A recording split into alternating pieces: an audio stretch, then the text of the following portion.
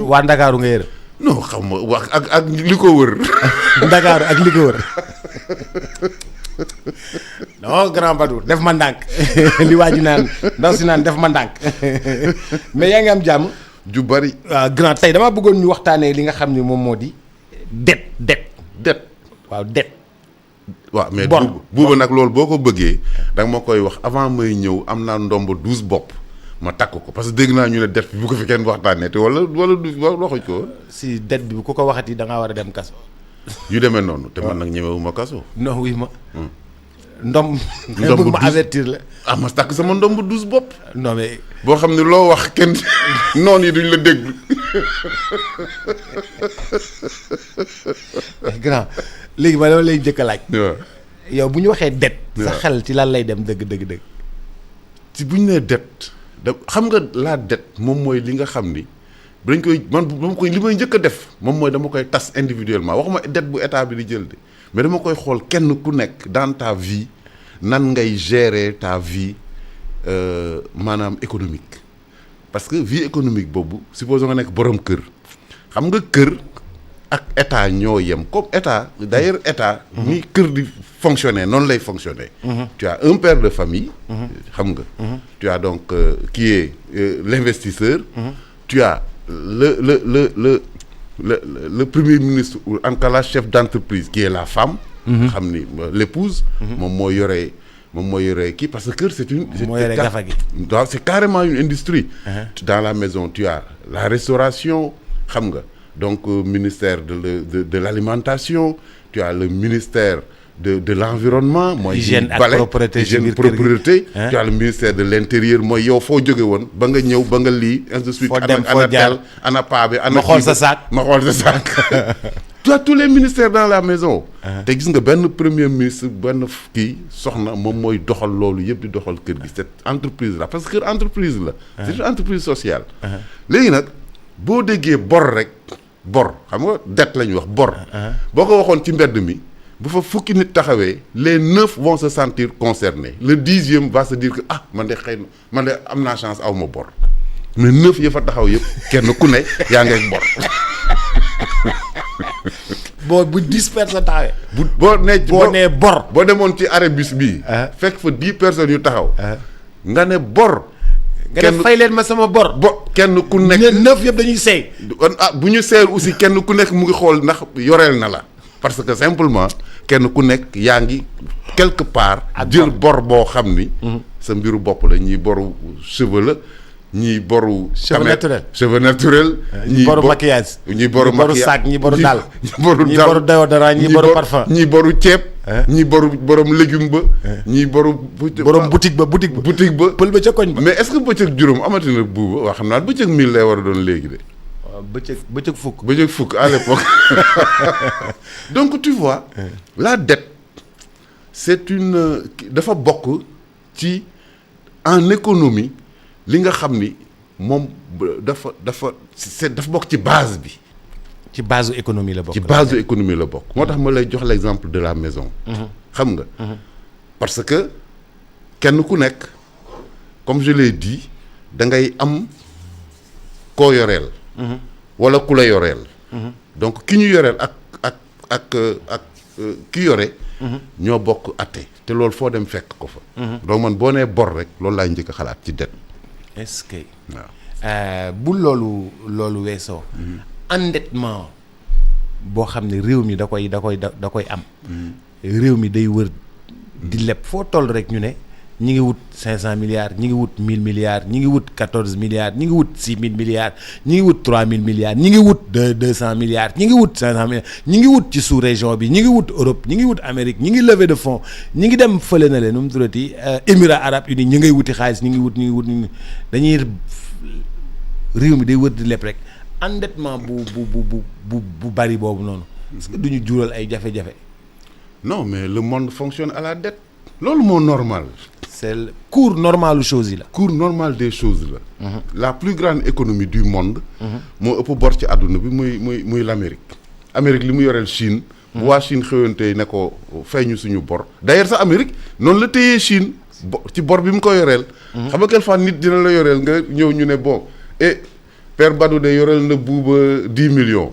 léegi Bouba ne ko mais Père Badou donc affaire 10 millions noo koy fay mu ne non 12 millions supposons mu ne non chaque mois naa la jox 1 million. après Bouba dégg ne Père Badou dafa feebar évacué nañ ko hôpital ak yooyu mais lu muy njëkk a xalaat mooy borom. mais kon paa bi bu deewee non pourtant mun naa bañ a xalaat. non mais noonu lay defee. xam nga dama laa bëgg c'est automatique. dama laa bëgg duma xalaat ba. non mais ma dégg ma ñëw non duma xalaat le meilleur. loolu ngay xalaat duma xalaat le pire. non c'est-à-dire loolu ngay njëkk a xalaat ne waaye yow góor gi lu ñu ko kiiyee ñu ne non dafa AVC ñu ne non du AVC lan la kii ñu ne non bopp bi rek mooy métti ñu ne ah d'accord xam nga waaw léegi toog waaw père alors na nga def mbaa yaram bi mu ngi tane ba parce que effectivement sa vie est liée ak lim la yoreel États-Unis ak Chine noonu la demee. États-Unis dafa yoreel Chine ba Chine bu fa dara di xew États-Unis dañuy tiit dañ naan lii yàlla bu mu dal États-Unis moo tax sax Chine ñemewul jël paie romb États-Unis ñemewu ko. parce que lu ne mën na ko cee fekk ay fayu malaak ay kii yu malaak amuma demal ba weer wi dee demal ba l'an 2060 je vais baisser le dollar yooyu yëpp mën na ko si fekk tu vois donc la dette l'endettement nag ñëw maintenant s'endetter c'est un choix xam nga Macky Sall bi mu fi nekkee il a dit dafa ni moom gëmul ñu naan wëy 70% de la dette ak ay affaires yooyu moom il va s'endetter pour kii nan la ay wax caaxaan la pour construire son pays du dëgg donc c'est un choix bu mu assumer parce que il y a des choix un régime day ñëw avec des choix économiques donc choix économique da nga xam nan la danaan nii laa koy defee bon moom loolu la choisir def d'autres mën nañ ñëw ne du ñu leb wala du ma lebe nii am na ñu fi nekkoon avant loolu ñoo xam ni boo xoolee gouvernement de Diouf gis nga FMI bu ko fi Abdou Diouf daan ñëw di leb xaalis tous les partis politiques de l'opposition dañuy génn di manifester naan non au FMI et à la Banque mondiale dans les années 90 bu ñu nee FMI day ñëw Sénégal dafa war a ñëw fii opposition mooy jóg ne du fi ñëw Macky Sall ne daf fii ñëw ba gars yi indi plan d'ajustement structurel donc xam nga kon kenn ku ne ak ni ngay endetté woo que le moom son problème c'était quoi payer les fonctionnaires moom moo doon son principal problème puisque l'État n'a pas assez de revenus pour fay fonctionnaire am donc mu indi slogan am moins d'État mieux d'État léegi FMI lu mu koy lebal moom day leb non pas pour financer ay pont ay autopont ki ay train wala dara mu ne moom nay fay ay fonctionnaire am xam nga donc xam nga ce sont des choix nit ki boo ñëwee ñu élire la ñu fal la ci benn kii yow yaay définir nan ngay kiyee sa politique bon Wade ñëw Wade moom il s'en foutait moom kii la voilà moom fu xaalis bi nekk ci àdduna bi rek nañ ko fa jëlee ci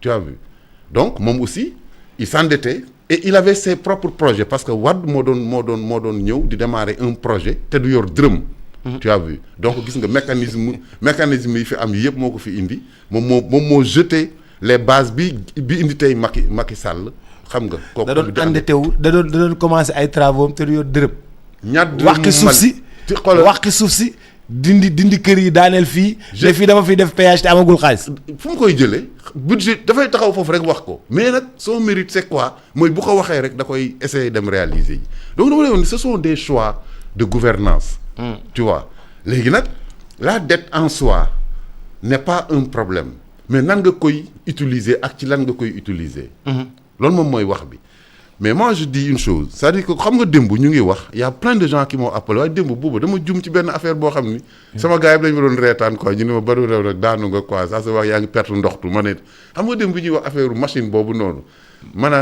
manaan taar machine bi taaraar la tudd machine wu taaraar mais may wax taar man quoi suma gars yi ne woo ma am ni ma waa mais yaa ngi perte ndoxtu man leen nu may def batterie yi kay sa waay xam nga yàgg na léegi batterie dañuy teel a wàcc donc pour revenir ci affaire agriculture xam nga tey dafa am ci àdduna bi ay système de financement yoo xam ni mu ngi fi am aussi maintenant qui sont à la disposition des gouvernements des États xam nga tey dama ñëw affaire agriculture may wax affaire engrais bi affaire kii et de suite ak yooyu xam nga tey la façon dont l'État du Sénégal s'endette war a ñëw ne bon voilà ñu ne état bi dem na lebi ji na 1000 milliards 1000 milliards yooyu pour lan la supposons ñu wax li fi jot a am ñu ne le TER laay defar Macky Sall bi muy defar TER bi dafa ñëw ne damay dem lebi ji 500 nangam mille 517 milliards la njëkk a wax laay lebi ji pour defar TER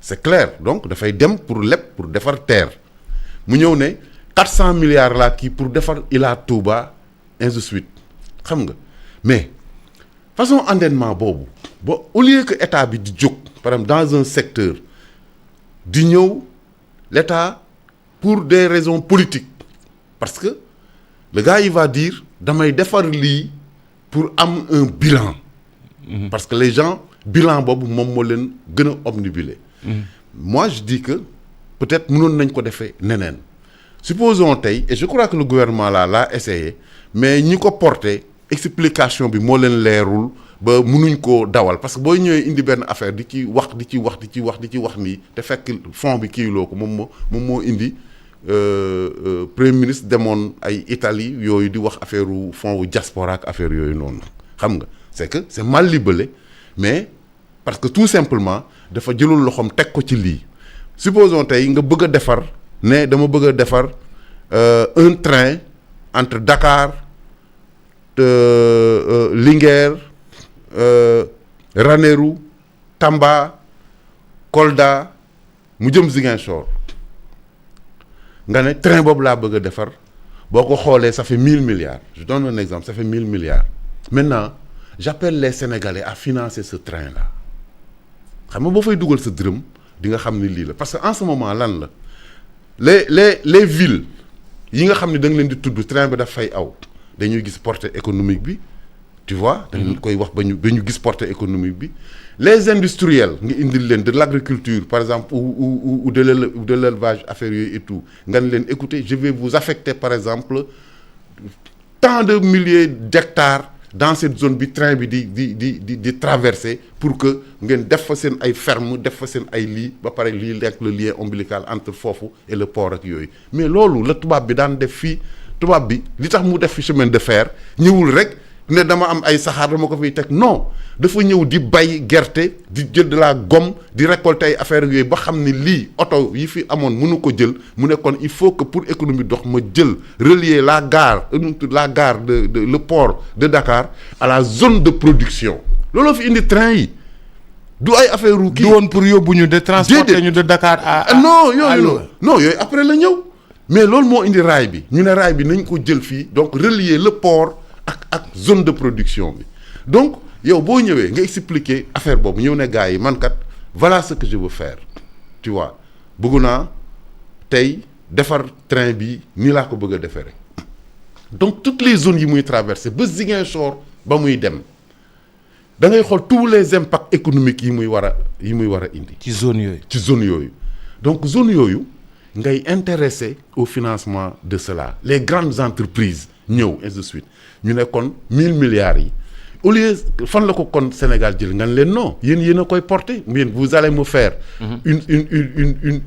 une grappe de projet boo xam ne da leen di concerner supposons dans la région de Linguère il y a 1500 hectares qui sont disponibles pour l'agriculture dans la région de tel il y a tel qui sont ñooñu ñëpp ñëw ñu ne ah bon ok kon lii c'est à votre disposition boo leen fi ñëwee bu ñu fekkee train bi am na ces zones économiques yéen a koy réaliser ñu ne bon kon nu ñuy lebe ñu ne voilà léegi nag ci loolu lañ leen den woo léegi est-ce que ce projet là mën ngeen ko jël porter ko xam nga defe kooku yooyu noonu en ce moment état bi dootul leb mais yéenay leb état bi garanti ko affaire engrais bi ñuy wax nii ak affaire mbay mi ñuy wax nii si les paysans étaient regroupés en coopérative ñoom danañ mën a exprimer seen besoin ne ren day ñun soxla nañ 500 milliards ci engrais soxla nañ 100 milliards ci li soxla nañ muy 800 milliards léegi dañ bëgg état bi dem lever ñu 800 milliards yoo xam ne ñun ñoo koy fay c'est-à-dire en ce moment buuba xam na lay indi on ne dira plus le Sénégal a emprunté 1000 milliards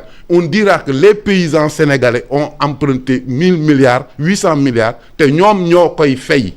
mais grand affaire yooyu coopérative yooyu est-ce que du moo amoon ci ay ONCAD ay affaires yooyu noonu gars yi lekk xaalis bi. non waa réew mi boo leen dajalee jox leen kii dañ koy coob de déedéet xam nga ba léegi c'est parce que y avait l'état là-bas xam nga yaa ngi wax jox leen kii bi kii dañ koy coob boobu xam lu tax mu amoon rigueur boobu noonu parce que effectivement les coopératives ñoom ñoo responsable woon.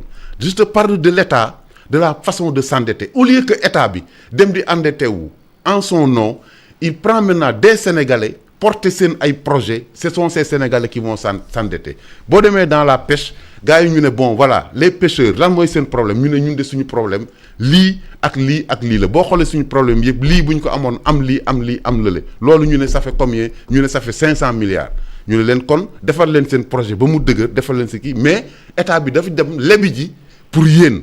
donc yéen a koy fay. état bi da leen di garantie. waaw exactement il faut que ñu identifier ban sénégalais ban secteur parce que mënuñ fi ñëw rek chaque jour ñu ne way état bi leb na 500 milliards jox nañ ko baykat yi yan baykat et au moment de payer man Badou Ndao bayuma bayaanuma xëy na sax kiiwuma ñu may fayeeku il faut que secteur yiy leb ñu xam lan la maintenant nag y a les investissements souverains yi nga xam ni c'est comme l'armée wala affaire yooyu noonu loolu beneen mécanisme lay dem mais quand c'est s'agit de l'entreprise comme la pêche l'agriculture wala dara mais na ñooñu exprimer seen ay besoins ne ñun lii lañ soxla ci engrais lii lañ soxla ci kii bu état bi demee lebal ji leen jox leen bu ñuy fay ñoom ñu fay bu ñu commencé woon di fayee noonu jeex na mais justement on dit que le Sénégal a emprunté après tous les Sénégalais payent ñu jox ko ay baykat ñooñu def ci nii ñu la kii na la kenn faylu comme tu dis ñi lekk xaalis beeg yooyu après c'est qui c'est qui paye Boubacar Diallo qui va payer pour kii ci projet boo xam ne yëgu ko sax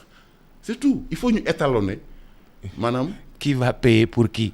ça veut dire que ñun ñëpp dañuy fay ci loo xam ni baykat yi lañ ko jox.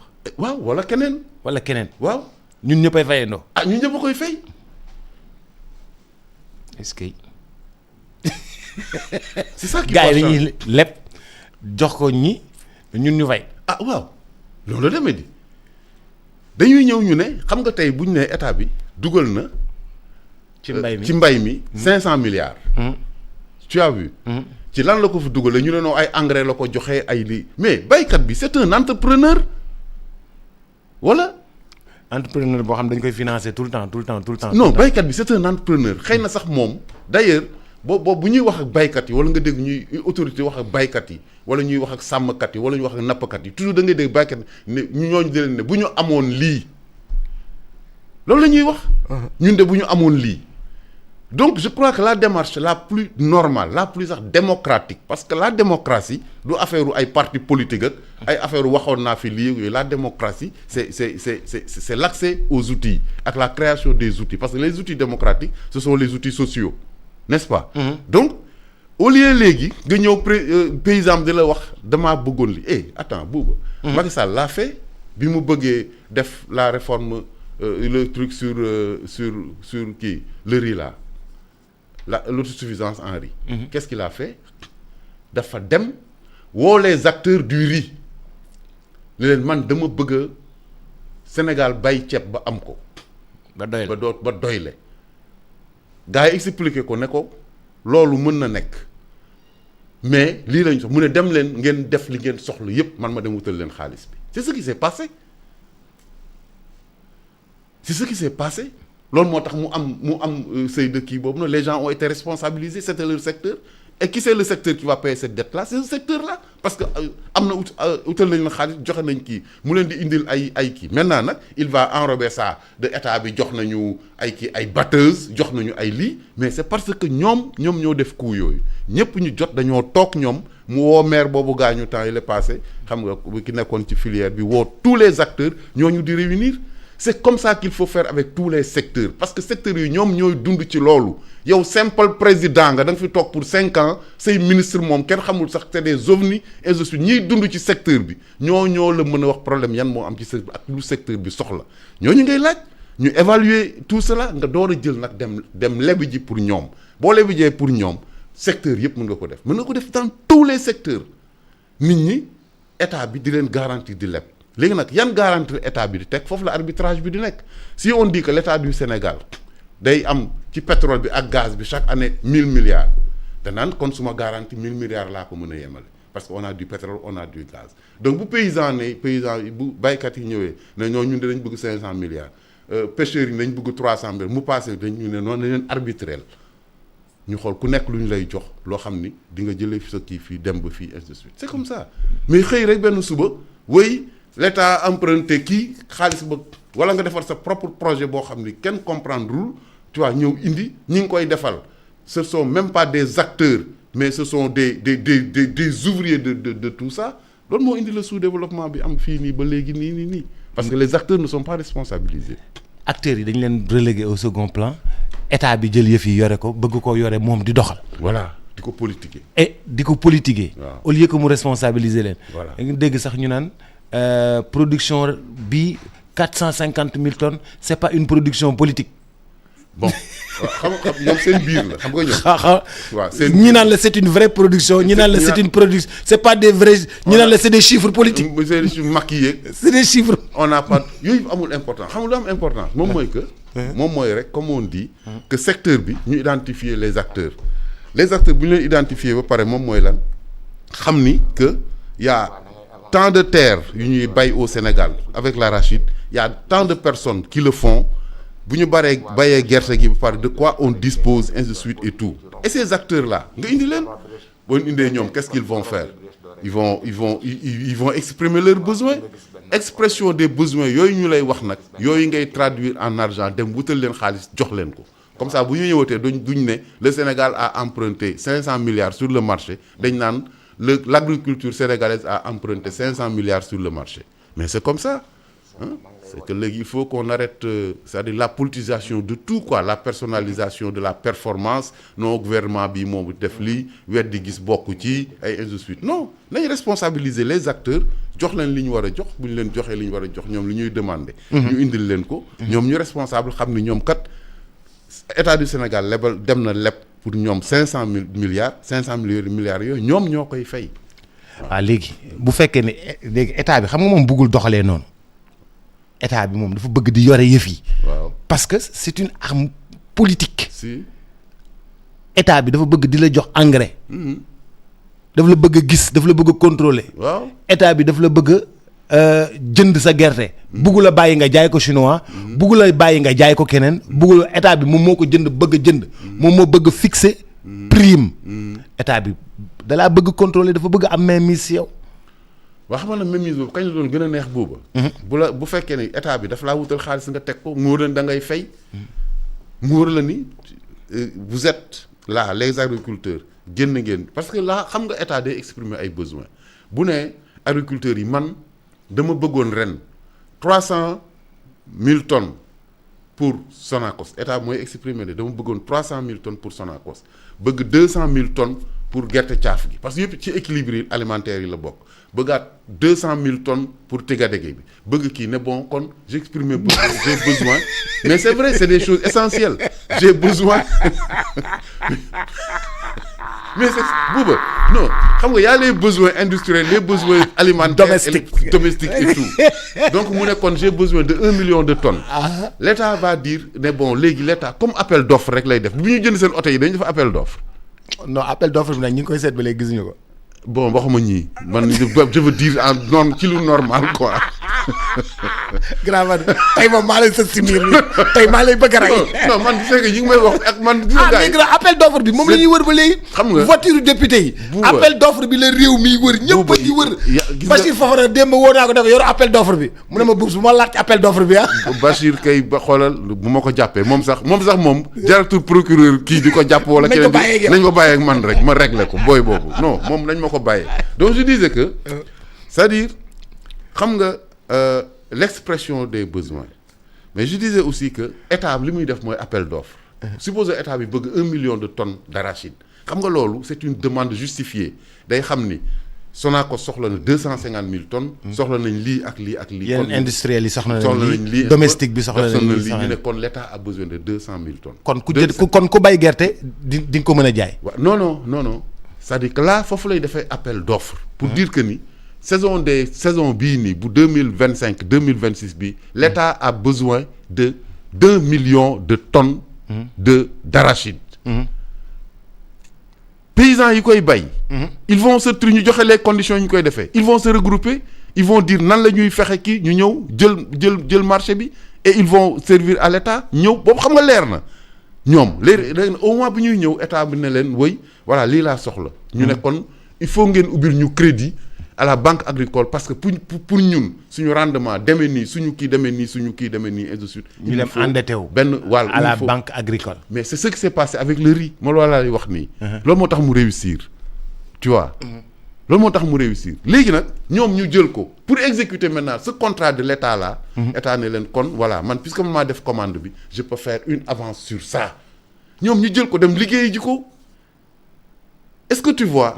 Là en ce moment doo toog ñu naan la chinois yeeg mésopotamien yeeg ay keneen parce que l'État qui a commandé moment boobu bu gars yi di livrer ñu ne livrer leen kon Sonacos puisque ñoom Sonacos dafa yóbbu seen fit yóbbu leen jox leen Sonacos bon lii dugal leen ko ci marché bi ci filière bi lii dugal leen ko ci lii dugal leen ko ci lii gars yi kii c'est une commande publique appel d'offre lay doon point. Et l'État peut faire ça dans tous les domaines. Mais tant que léegi dañu jiital. Man maa mën ak man maa def suul acteurs yi c'est ça justement le handicap majeur de nos politiques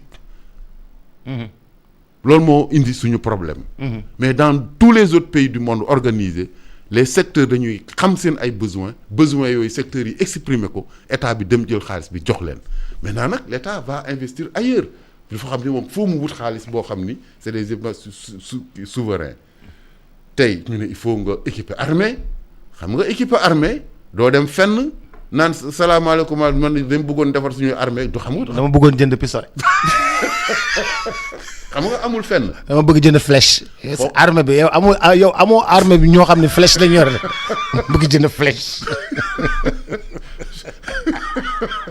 comme ay indien. bu jaree flèche rek c'est bu nekkee une arme stratégique rek ça va. Donc c'est là où il faut saluer l'ingénierie financière de nos fonctionnaires. xam nga si tey gars yi di débat sur yenn affaires yi il faut dire que bon il y a une ingénierie financière au Sénégal au sein de l'administration boo xam ni qui est reconnu waaw et qui est très outillé ba mën yenn affaires yi parce que tey jii bu ñu la toogee ba Macky Sall mën a ñëw jël lu mat 1600 milliards pour moderniser l'armée sénégalaise loo xam ne ñëpp a ngi koy gis ba pare fier ci amul fenn fu ñuy bind ne dañ doon dem di lebi ji pour kii l'armée sénégalaise. Non, c'est estampillé secret défense. non attends non mais même si c'est xaalis moo koy def. xam nga xaalis moo koy def. te xaalis boobu jógewul ci poche am jógewul ci fenn xaalis bi ci circuit lay jóge donc mën a lebe xaalis fële ne damay faju ñëw jàllale ko ci benn affaire génne ko côté bële mu nekk ay armes. Parce que c'est il faut mu am. Donc ça c'est une ingénierie financière reconnue. D'ailleurs Sonko l'a dit bi mu waxee ne ingénierie financière bi mu nekkee Nioro la xaw ma fële Passy ou des choses comme ça ne ingénierie financière bi spectre la. Il le reconnaît. Cela veut dire que qu'on a de grands techniciens, qu'on a des cadres yoo xam ne dañu war a saluer qui savent faire le boulot. Maintenant qu'est-ce qu'il y a à faire? Maintenant du point de vue comme coow yi fi am ak yii nii xam nga lu warta mën a am warula am tu as vu l'État c'est comme je le dis moo kër ñoo yem borom kër gi bu joxee dépense ba le 25 mu war a lijjanti li ciy tegu moom c'est son devoir yaa may dégg xam na ni lii 5 jours yi fi des sama njaboot day continuer dund dama leen war a jox ndékki añ reer te bu yàlla defee. moom la état bi naan gap bi nga xam ne moom moo manqué. non là où je veux arriver moom mooy sur le secret même de kenn ku nekk quoi. parce que il faut ramener les choses individuellement balaa ñuy dem ci état parce que état kon day nekk benn fiction. xam nga boo xam ne personne ne se sent responsable dama ni la boo nekkee sa kër nekk borom kër gi boo ñëwee xale yaa ngi ci kër gi xam nga xale yi loo séq ak ñoom jox leen ñu lekk jox leen ñu naan jox leen nga ñëw ba le 25 sa dépense jeex na. da ngay ñëw ci xale yi ne leen sama dépense dafa jeex. non. non sequ leen loolu. par force ñoom dañuy añ dañuy reer. sequ leen ay kii ba dama kii moi non sequ leen ko. sa premier ministre mooy ñëw toog. xam nga la. ne la sëñ bi dépense bi de man def naa lu nekk mais le 25 bi la yem nga ne ko may ma ñëw waa léegi yow boo ñëwee dem ca borom boutique ba ne ko waa mais sa waay man de. Vraiment dama kii yoon pour nga yóbbu ba fin du mois bi ay affaire yooyu noonu mu ne Boubacar looy wax nii yow déjà yaa ngi fi bàyyi benn affaire boo xam ne balaa ma ko doon jot tout un problème nga ne non jàppale ma mu ne non du ma la jàppale léegi nga ñëw waaw mais grand Badou ça va na nga def mais grand amoo foofu benn 10 000 abal ma ba weer bi kii ak yooyu grand Badou ne la bon xëy na yow 10 000 mooy sa kii yu ñaari fan grand man non ko amul problème jox la 10 000 yow boo demee sa kër da ngay fa toog naan leen non bi grand Badou ma ko jox li ngeen di lekk nii grand Badou ma ko lebal wala da nga koy wax doo ko wax est-ce que yow da ngay dem ci Pël Fuuta bi est-ce que yow booy ñëw di leb si grand Badou da ngay ñëw naan ko non grand dama bëggoon abal ma 10 000 mais nag yoreel naa Pël Fuuta bi 120 000 borom boutique bi 120 000 war naa fay Senelec kii ainsi de suite xam naa bu weer wi deewee dina ñàng ay affaire yooyu même parce que su ma solde 300 000 mais moo fayee yëpp sax du ma dese dara léegi da nga koy nettali loolu yëpp doo ko nettali est-ce que jaral ngay xamal grand Badou ne ko leb naa kii que la leb na lii ainsi de suite moo tax man la débat boobu affaire nañ ko ramener toujours à la base. ci borom kër gi. borom kër bu nekk dafay am ses contraintes di nga ñëw calculer sa budget ba mu jeex sa doom feebar crise nga war a yóbbu hôpital.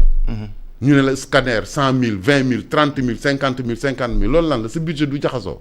kay yàgg na ba mu jaxasoo yàgg na. état nag comme kër lay fonctionner léegi nag maintenant pour nag yow nga boo bëggee koñ bi respecté la waa ji la di la lebal.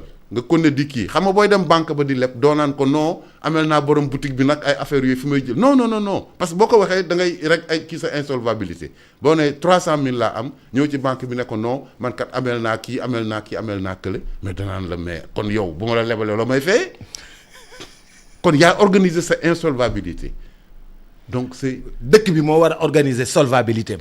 mais dans le parce que bañ a wax waxu dette cachée quoi.